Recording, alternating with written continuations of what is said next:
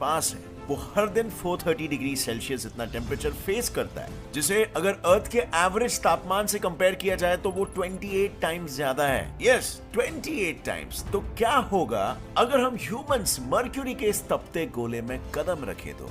लेकिन planet Jupiter और Saturn यानी कि हमारे सोलर सिस्टम के गैस जायंट्स के पास कोई सरफेस ही नहीं है, क्योंकि वो हीलियम और हाइड्रोजन के घने क्लाउड से बने हुए हैं। तो सोचने वाली बात यह है कि क्या हम इन प्लैनेट्स के क्लाउड्स में एक साइड से डाइव मारते हुए दूसरे साइड से निकल सकते हैं क्या? और ब्लैक होल जो आज तक हमारे लिए एक मिस्ट्री है, क्या उसमें एंटर करते ही हम इंटरस्टेलर मूवी की तरह इंटरगैलेक्टिक ट्रैवल कर पाएंगे, या फिर ब्लैक होल में जाने का अंजाम कुछ और ही होगा? इन्हीं सारी इंटरेस्टिंग सवालों के जवाब जानेंगे हम हमारे आज के इस वीडियो में, जिसका टाइटल है अलग अलग ग्रहों में इंसानी शरीर का क्या हाल होगा। So friends, let's begin with Mercury. Mercury जो हमारे सोलर सिस्टम में सन से सबसे क्लोजेस्ट प्लैनेट है, बट ताजुब की बात यह है कि सन से इतना क्लोज होने के बावजूद भी वो सबसे हॉटेस्ट प्लैनेट नहीं है। और वो इसीलिए क्योंकि अगर उसके एक्सोस्फीयर की बात करें तो मर्क्यूरी में लगभग कोई एटमॉस्फेयर ही नहीं है। वैसे तो ये exosphere atomic oxygen, sodium, magnesium, atomic hydrogen, helium और दूसरे मिनरल से बना हुआ है, लेकिन फिर भी वो इतना थिन है कि मर्क्यूरी का एटमॉस्फेरिक प्रेशर अपने सी लेवल के प्रेशर से 1 ट्रिलियन टाइम्स कम है, जिसकी वजह से मर्क्यूरी के पास सन की गर्मी रिटेन करने का कोई तरीका नहीं है, और फिर उस पर एक्सट्रीम टेम्परेचर डिफरेंसेस पैदा होते हैं। और एक्सट्रीम से मेरा मतलब है मर्क्यूरी के सन फेसिंग साइड का तापमान 430 डिग्री जितना हो जाता है, and at the same time दूसरे साइड पर टेम्परेचर -173 डिग्री तक चला जाता है। अब अगर ऐसे कंडीशन में कोई ह्यूमन मर्क्यूरी पर कदम रखता है तो सबसे पहले तो वहां की ग्रेविटी में चेंज महसूस करेगा, क्योंकि सोलर सिस्टम का सबसे छोटा प्लैनेट होते हुए मर्क्यूरी की ग्रेविटी 38% ऑफ अर्थ्स ग्रेविटी है। And mind you, this is similar to Mars, even though Mercury Mars से भी छोटा है साइज में। लेकिन ये ग्रेविटी हमारे कुछ काम की नहीं, क्योंकि जैसे ही हम मर्क्यूरी पर पैर रखेंगे सिर्फ 2 मिनट के अंदर उसके एक्सट्रीम टेम्परेचर की वजह से या तो हम फ्रीज हो जाएंगे या फिर एक झटके में ही ऐश के कार्बन का ब्रिक बन जाएंगे। और उस 2 मिनट की भी एक कंडीशन है कि उस 2 मिनट तक हमें अपने ब्रेथ को होल्ड करके रखना होगा, वरना ब्रेथलेसनेस से हम मर जाएंगे। So Mercury is not that inviting to us. चलिए देखते हैं वीनस की मेहमान नवाजगी कैसी होगी। वीनस हमारे अर्थ की ट्विन सिस्टर है, और उसे ऐसा इसीलिए कहा जाता है क्योंकि उसका साइज, कॉम्पोजिशन काफी हद तक अर्थ के सिमिलर है।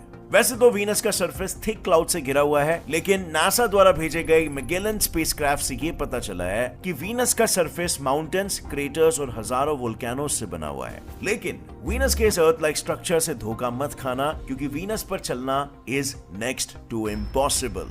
यानी what you see is not always what it actually is। इसीलिए आपको किसी भी नतीजे पर पहुंचने के लिए हमेशा चीजों को हर एक पहलू से जानना और समझना जरूरी होता है, जो आप 2 तरीकों से कर सकते हो। या तो आप गलतियां करते करते सीख सकते हो, या फिर आप दूसरों की गलतियों से, उनके एक्सपीरियंसेस से ऑटोमेटिकली सीख सकते हो, जिसका सबसे आसान रास्ता है लोगों की बायोग्राफीज को स्टडी करना। पर अगर आप उन लोगों में से हो जो लैंग्वेज के चलते ऐसा नहीं कर सकते, 5 डिग्री सेल्सियस रहता है, जो अर्थ के एटमॉस्फेरिक टेम्परेचर से 33 टाइम्स ज्यादा है। इतना टेम्परेचर जिसमें लेड तक पिघल जाएगा। तो इमेजिन करो इंसान की क्या हालत होगी। इस सब में वीनस पर एक बात तो अच्छी है, जो है उसकी ग्रेविटी। अर्थ की ग्रेविटी का 91% ग्रेविटी आपको यहाँ पर मिल जाएगा, जिस वजह से हमें उस पर ज्यादा कुछ ग्रेविटेशनल डिफरेंस महसूस नहीं होगा। लेकिन एक चीज जो हमें एक्सपीरियंस होगी वो है इसकी डेंस एटमॉस्फेयर। वीनस का एटमॉस्फेयर मेनली कार्बन डाइऑक्साइड और सल्फ्यूरिक एसिड के क्लाउड से बना हुआ है, और ये क्लाउड्स इतने डेंस है कि अगर हम आर्म को मूव करने की कोशिश भी करें तो भी नहीं कर पाएंगे, क्योंकि हमारे ऊपर इतना प्रेशर होगा कि जैसे हम समुद्र में 3000 फीट नीचे हैं। ऐसा इसीलिए क्योंकि अर्थ का सी लेवल प्रेशर 14.5 पाउंड पर स्क्वायर इंच है, यानी कि एक बार जितना। उसी जगह वीनस पर वही प्रेशर 92 बार जितना है। अब इतना डेंस एटमॉस्फेयर हमें वीनस पर खड़े होने के पहले ही क्रश कर देगा। ऊपर से सल्फ्यूरिक एसिड की वजह से रॉटन एग्स जैसा आने वाला डेंस स्मेल अलग बात।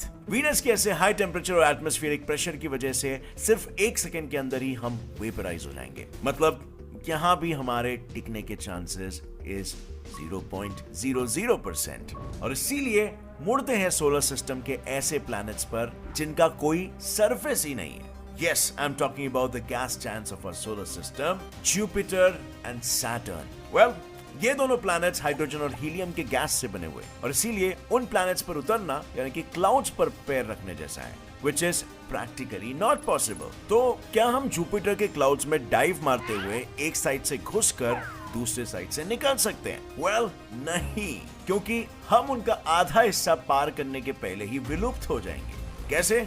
Well, बताता हूँ। पहली बात तो जुपिटर और सैटर्न दोनों के एटमॉस्फेयर में ऑक्सीजन ही नहीं है, और इसीलिए ऑक्सीजन का बंदोबस्त करते हुए हम जुपिटर के क्लाउड्स में अगर डाइव मारते भी है तो उसके ग्रेविटेशनल पुल की वजह से हम 1,10,000 माइल्स पर आवर की स्पीड से ट्रैवल करेंगे, क्योंकि जुपिटर की ग्रेविटी अर्थ की ग्रेविटी से 2.4 टाइम्स ज्यादा है। इतने स्पीड से एक्सेलरेट होने के कारण हम बेहोश हो चुके होंगे, क्योंकि ह्यूमन बॉडी सिर्फ 40 माइल पर आवर की स्पीड ही हैंडल कर सकता है। अब इस स्पीड से जब हम जुपिटर के डेंस एटमॉस्फेयर में एंटर करेंगे तो वो फोर्स किसी वॉल को जाके टकराने के जैसे होगा, जिससे आपकी सारी हड्डियां टूटकर चकनाचूर हो जाएंगी। और फिर 3 मिनट के अंदर ही जब हम 250 किलोमीटर नीचे तक आ जाएंगे तो 300 माइल पर आवर की स्पीड से हमें एक बॉल की तरफ फेंक दिया जाएगा, क्योंकि जुपिटर सोलर सिस्टम का फास्टेस्ट रोटेटिंग प्लैनेट है, जिस वजह से वहां पर विंड्स की स्पीड 300 माइल्स पर आवर है, यानी कि अर्थ पर आने वाले टोर्नेडो और हरिकेन से भी ज्यादा तेज। इतने विंड स्पीड के साथ हम पर अर्थ के सरफेस से 100 टाइम्स ज्यादा प्रेशर फील होगा, जो 695 किलोमीटर नीचे 1150 टाइम्स ज्यादा बढ़ जाएगा।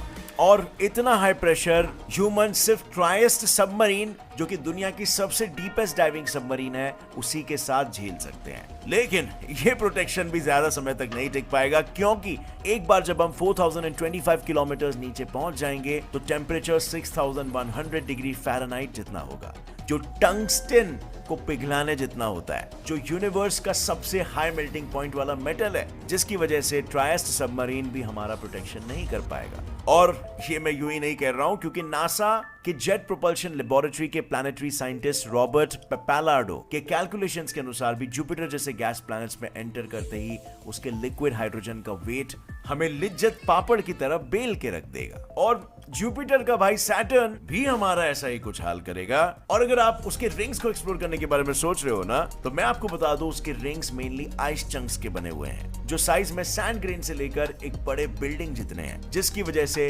रिंग्स का टेम्परेचर -261 डिग्री फ़ारेनहाइट से -333 डिग्री फ़ारेनहाइट जितना होता है। और इसीलिए अगर किसी को आइसक्रीम बनने का शौक है तो वो बेशक सैटर्न के रिंग्स को घुमाने के बारे में सोच सकता है। सो फ्रेंड्स, प्लैनेट्स तो हमें कुछ खास रास नहीं आए। अब देखते हैं इन्हीं प्लैनेट्स के मून्स का क्या हाल है। क्या होगा अगर इंसान इन्हीं प्लैनेट्स के मून्स पर जाए तो क्या वो इन प्लैनेट्स से ज्यादा वेलकमिंग है? वेल, जुपिटर के पास 79 मून्स है, और जेपीएल के एस्ट्रोबायोलॉजिस्ट स्टीव वैंस अनुसार अपने लो रेडिएशन लेवल, जियोलॉजिकल स्टेबिलिटी और large amount of ice water के साथ जुपिटर के कुछ मून्स हमारे लिए बेस्ट ऑप्शंस हो सकते हैं। और तो और नासा के साइंटिस्ट अनुसार जुपिटर का मून यूरोपा इसमें एक बहुत ही स्ट्रॉन्ग कंटेंडर है, क्योंकि उसके बर्फीले सतह के नीचे ओशन है, जिससे वो न्यू लाइफ खोजने के लिए सोलर सिस्टम की सबसे अच्छी जगह बन जाती है। अब हमारे मून पर तो हम ज्यादा से ज्यादा 30 सेकेंड्स तक जिंदा रह सकते हैं, तो क्या यूरोपा पर भी हमारा वही हाल होगा? Well, kind of yes. Sun और जुपिटर से आने वाली रेडिएशंस के साथ साथ यूरोपा पर हमें -160 डिग्री सेल्सियस से -220 डिग्री सेल्सियस के चिलिंग वेदर का सामना करना पड़ेगा। लेकिन इनसे भी सबसे बड़ा खतरा होगा हमें आइस क्वेक्स का। ये अर्थ पर आने वाले अर्थक्वेक्स की तरह ही है, लेकिन इस बार बस बर्फ के टच के साथ। ऊपर से यूरोपा में कोई एटमॉस्फेयर ही नहीं है, उसकी ग्रेविटी अर्थ की ग्रेविटी का सिर्फ 13% है, और वहां पर आए दिन स्मॉल मीटेरॉइड्स या स्पेस पार्टिकल्स टकराने का खतरा भी होता है, क्योंकि आपको पता है आसपास जुपिटर और एस्ट्रॉइड बेल्ट है। और इसीलिए प्रैक्टिकली स्पीकिंग इस मून पर भी शायद ही हम कुछ सेकंड्स के लिए जिंदा रह पाएंगे, और अगर कुछ जुगाड़ कर थोड़ा ज्यादा समय हमने वहां पर निकाल भी लिया तो जुपिटर और सन से आने वाले रेडिएशंस हमें फ्राई कर देंगे, because there is no atmosphere, don't forget. Now, सोचने वाली ये बात है कि सन सिर्फ 780 मिलियन किलोमीटर दूर होने के बाद भी हम उसके रेडिएशन की वजह से जल रहे हैं, तो क्या हम सन जैसे स्टार के आसपास भी जा सकते हैं? वेल, हमारे सन का सरफेस टेम्परेचर 10,000 डिग्री फ़ारेनहाइट से भी ज्यादा होता है, जो किसी भी कंपाउंड को मेल्ट करने की ताकत रखता है, और इसीलिए तो उस पे मौजूद सारे कंपोनेंट्स प्लाज्मा के फॉर्म में होते हैं। ऊपर से ये सरफेस टेम्परेचर तो सन का कोल्डेस्ट टेम्परेचर है, तो सोचो कि उसके कोर का तापमान कितना ही होगा, जिसकी वजह से सन जैसे येलो ड्वार्फ स्टार तक पहुंचने से पहले ही ह्यूमंस रोस्ट हो जाएंगे। नासा के इंजीनियर रैल्फ मैकनट के अनुसार अभी तक हमारी टेक्नोलॉजी इतनी डेवलप नहीं हुई है कि हम डीप स्पेस को विथस्टैंड कर सके। आज का standard space suit 248 degree Fahrenheit तक की हीट तक की एस्ट्रोनॉट को प्रोटेक्ट कर सकता है, जिससे सन के 48,28,032 किलोमीटर दूर से ही हमें इतनी हीट महसूस होगी कि सूट एक क्लोज फिटिंग सोना की तरह एस्ट्रोनॉट के बॉडी पर चिपक जाएगा और फिर डिहाइड्रेशन और हीट स्ट्रोक की वजह से एस्ट्रोनॉट्स की मौत हो जाएगी। बट अगर येलो ड्वार्फ के पास हम नहीं जा सकते तो हम उससे थोड़े ठंडे स्टार जैसे कि ब्लैक ड्वार्फ के पास जा सकते हैं क्या? वेल, ब्लैक ड्वार्फ का डायमीटर और मास सन जितना ही होता है, लेकिन उसका सरफेस टेम्परेचर 326 डिग्री सेल्सियस से 268 डिग्री सेल्सियस जितना होता है। वैसे तो ब्लैक ड्वार्फ कोई भी लाइट एमिट नहीं करता, लेकिन वो इंफ्रारेड रेडिएशन जरूर एमिट करता है जो कि विजिबल लाइट नहीं होती और इसीलिए हमें वो ब्लैक दिखाई देता है। और उसके स्मॉल साइज और हाई मास की वजह से ब्लैक ड्वार्फ की डेंसिटी बहुत हाई होती है, सन के डेंसिटी से 1 मिलियन टाइम्स ज्यादा। इतना ही नहीं, उसकी सरफेस ग्रेविटी भी अर्थ के सरफेस ग्रेविटी से मिलियन टाइम्स ज्यादा होती है, जिसकी वजह से कोई भी स्पेसक्राफ्ट ब्लैक ड्वार्फ पर लैंड ही नहीं कर सकता। वो लैंड करने से पहले ही क्रैश हो जाएगा। चलो मान लेते हैं कि हमने जैसे तैसे एडवांस्ड कैलकुलेशन लगाकर लैंड कर भी लिया, तो लैंड होते ही एक्सट्रीम ग्रेविटी की वजह से हम उसमें ग्लू की तरह चिपक जाएंगे और ह्यूमन बॉडी में इतनी ताकत ही नहीं है कि वो ब्लैक ड्वार्फ की ग्रेविटेशनल पुल को रेजिस्ट कर सके और फिर वहीं पर लेटे लेटे हाई रेडिएशन और लैक ऑफ एटमॉस्फेयर की वजह से हमारी तुरंत मौत हो जाएगी।